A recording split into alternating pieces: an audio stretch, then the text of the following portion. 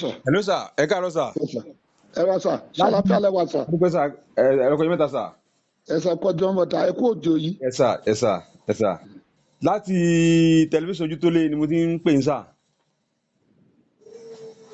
Hello sir. Mo ń gbọ́ yín sà, ẹ ṣé sà. So Ẹ kú dédé wò yìí. pẹ̀lú àwọn nǹkan tó jẹyọ lẹ́nu ọjọ́ mẹ́ta yìí lórí àsọtẹ́lẹ̀ tí ẹ ti sọ nípa Nàìjíríà pàápàá nípa ààrẹ wa tó wà ní orí kùbá ìyẹn aṣáájú Bọ́lá Ahmed Tinubu ní ọdún 2025 nínú ìwé magazine City People ẹ sọ síbẹ̀ àti nínú ìwé ìròyìn Guardian ó wà ń bẹ náà gàdàgbà pé ààrẹ wa yìí pé ó ní láti tẹ́wọ́ gba àtúntò ní constitution tẹ́ gbé káàkiri ó ní láti tẹ́wọ́ gbà á pé tí ò bá tẹ́wọ́ gbà á pé ẹ rí i pé àwọn olóṣèlú ńlá kan wọ́n máa dìde ogun sí i wọ́n máa gang up bẹ́ẹ̀ sì ló gan nìyẹn gang up against him pé wọ́n á dẹ̀ múra láti yọ kúrò nípò ní ọdún 2027 tí ìbòmí yóò wáyé àtàrí pé lẹ́nu ọjọ́ mẹ́ta yìí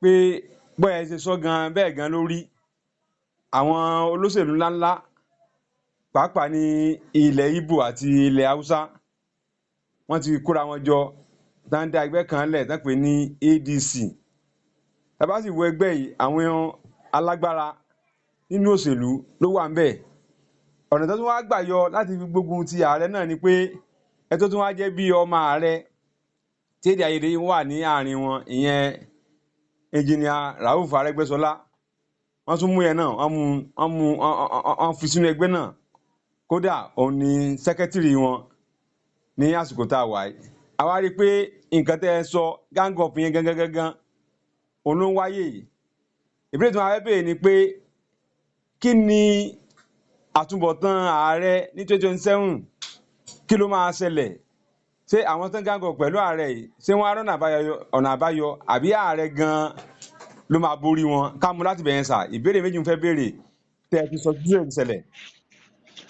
Ẹ ṣé lọ́pọ̀lọpọ̀ sà.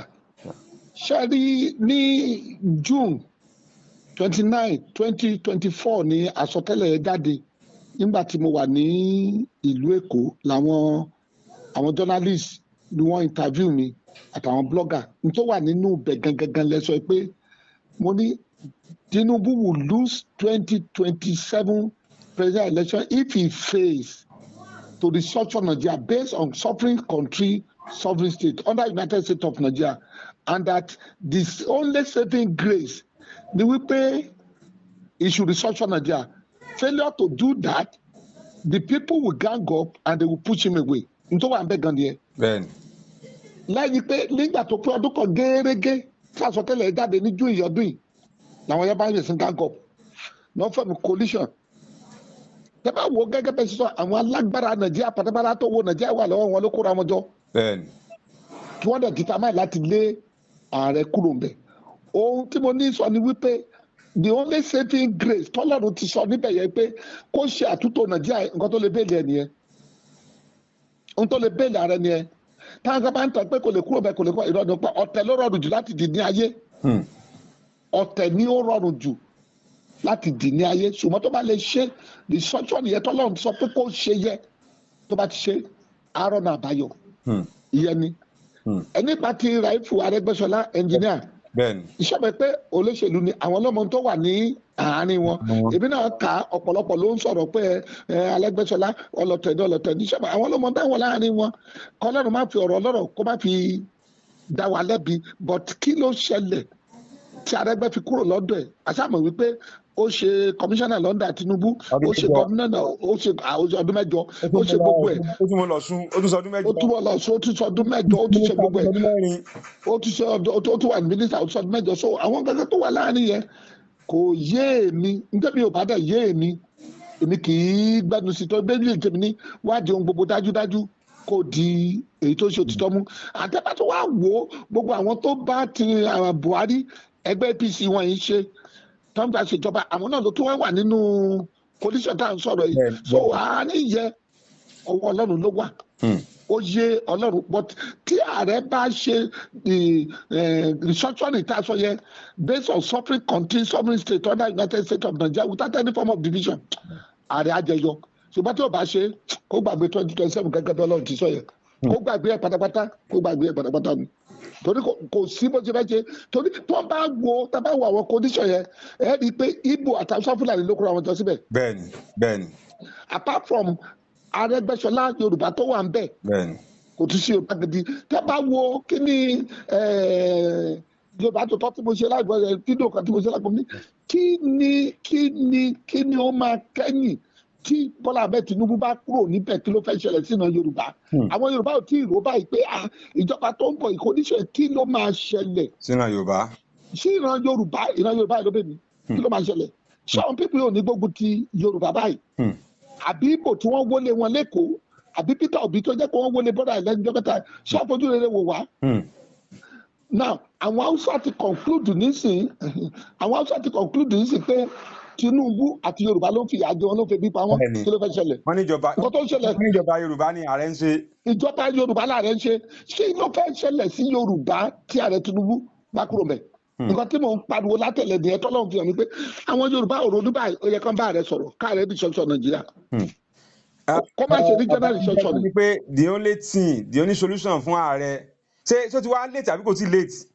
kò late ṣe bí nǹkan tó wà nínú àsọtẹ́lẹ̀ June last year ni n tó wà nínú àsọtẹ́lẹ̀ Guardian June last year nìyẹn wípé the only saving grace tó fi lè survive ní pé kò ṣe restructuring based on conflict country sovereign state without that bó ṣe wà nìyẹn that the people the big guns will gang up and push him away n tó wà ń bẹ̀ nìyẹn that he will fail in 2077 n tó wà ń bẹ̀ nìyẹn àsọtẹ́lẹ̀ ọdún kan òun kò sí bọ́ọ̀ náà ló ń wá sí ibùsọ̀ ẹgbẹ́ ṣe gang up ni. bẹ́ẹ̀ni. wọ́n ti bá APC àti PDP jẹ ààrẹ tó kọ̀ wà ń bẹ̀ tó ààrẹ mọ kankan tó lọ ni. continent wẹ̀ wọ́n ti bà APC tó nǹkan jẹ́ olórí wọn jẹ́ wọ́n ti bà PDP jẹ́ pátápátá ẹ̀rí coalition bó ṣe ń wá sọ̀gá everyday ni wọ́n ti bàjẹ́ gbogbo tragedy tán láwọn fẹ́ lò yẹ kó lè wọ̀ but kó ṣe restructuring àwa bẹ̀. òun náà rẹ ti gbọ́ láti ẹnu wòlíì Ọlọ́run alààyè Prophet Wálé Ọlágúnjú wòlíì tí kì í wẹ̀ àwọn náà ni wọ́n ń bá wa sọ̀rọ̀ yìí lórí ọ̀rọ̀ Nàìjíríà pàápàá ìbò ọdún 2027 bàbá ká tó lọ mo ní nǹkan méjì mo fẹ́ béèrè lọ́wọ́ yín ẹlẹ́ẹ̀kejì náà ni pé ẹ tún sọ náà pé ọba tó wàjà Olúbàdàn tilẹ̀ Ìbàdàn ọba Ọlákùlẹ́yìn tí wọ́n wàjà ní àná tí wọ́n wàjà lánàá pé ẹ ti sọ náà bẹ́ẹ̀ pé kí bàbá máa palẹ̀ mọ́ pé bàbá àsìkò ilé tó lọ fún bàbá ó dẹ̀ rí bẹ́ẹ̀ lánàá kí lẹ fẹ́ sọ lórí eléyìí àti pé àwọn èèyàn tí wọ́n ń gbé káàkiri pé Olúbàdàn tuntun pé Ládọjà ni ṣé Ládọjà náà ni àbí nǹkan ayípadà ń bàdàn. Hello sir.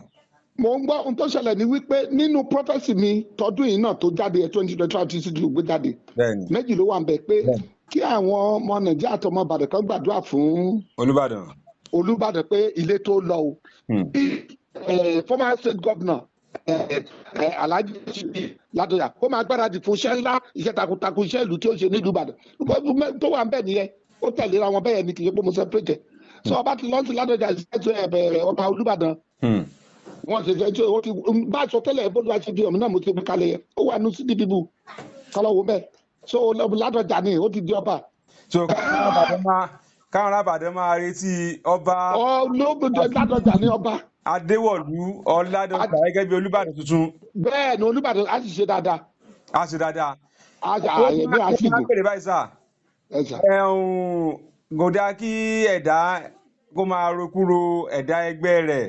bẹ́ẹ̀ni kò dáa. wọn gẹ́gẹ́ báyìí mọ̀ pé àwọn Olúbàdàn wọn kì í pẹ́ báwo ni sábà. wọn kì í roku kanra wọn o wọn kì í roku kanra wọn. báwo ni sábà báyìí ṣé bàbá ó pẹ́ dáadáa ní lórúkọ. bàbá ó pẹ́ ni bàbá ó pẹ́ yóò dẹ̀ ṣe dáadáa. bàbá ó pẹ́ lórúkọ àwọn á dẹ̀ ṣe dáadáa. ẹ kọ́ tì mí mo rí nígbà tí bàbá yẹn jọba pé inú àwọn ará ìlú ń dùn inú wọn ń yọ̀ èrò sì pọ̀ síbẹ̀ ẹ máa wo tó máa ṣẹlẹ̀ àánú ará ìlú tó sì ń pé kìkì dùnú bàbá gan Ládọjà gan náà ń dùn nítorí wàá fi hàn mí nígbà yẹn ṣé pé àgbọ̀dọ̀ gbé jáde nígbà yẹn ni bọ̀tò náà la gbé jáde yẹn ṣáàrí ti àwọn olóṣèlú yẹn ẹ jẹ́ ká tó padà síbẹ̀ ní kẹta ṣáàbà pé nínú property la sọ pé 2025 the year of the camping and rejoining another party ẹni báwo yẹn ṣe ń di camp sí another party báyìí tó wà ní property yẹn nìyẹn. bẹ́ẹ̀ni. ó wà bẹ́ẹ̀ pé the year of the camping and rejoining another party ohun tó ṣẹlẹ̀ yẹn. ohun tó ṣẹlẹ̀ yẹn káàárẹ̀ lọ ṣe àtúntò kó lọ ṣe àtúntò nàìjíríà dáṣọ. àbáyọ kan tó tí ààrẹ Tinubu ní náà ni àtúntò. kó lọ ṣe àtúntò ni. tí ó bá ṣe àtúntò ó gbà kó n ti lọ. ẹni tí bàbá tó bá sọ àwọn náà ni wòlíì Wálé Ọlágúnjú láti ilẹ̀ Ìbàdàn wòlíì tí kú ẹ̀ àwọn náà bá sọ̀rọ̀ láti bí ìṣẹ́jú. ká tó máa lọ ṣé aláǹfààní láti gba nọ́mbà yín bóyá àwọn èèyàn tó bá fẹ́ pè yín tó fẹ́ bá yín sọ̀rọ̀ tó fẹ́ pàápàá nípa ọ̀rọ̀ àtúntò Nàìjíríà. bẹ́ẹ̀ ni àtúntò yẹn ni. ẹ bá sọ nọ́mbà yín sà. àtúntò yẹn ni the only solution yẹn. bàbá mo ní sáwọn èèyàn lè láǹfààní láti.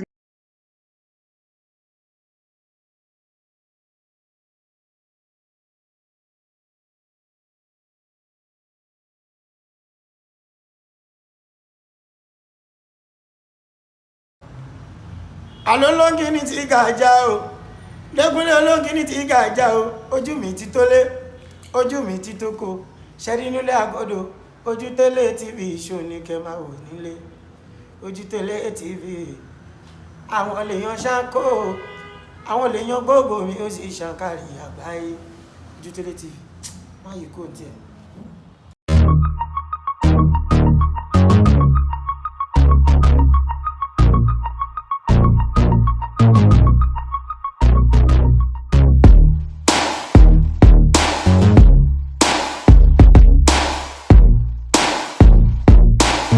Thanks for watching this video. Subscribe on our YouTube channel. Subscription is free. You can call us on 0080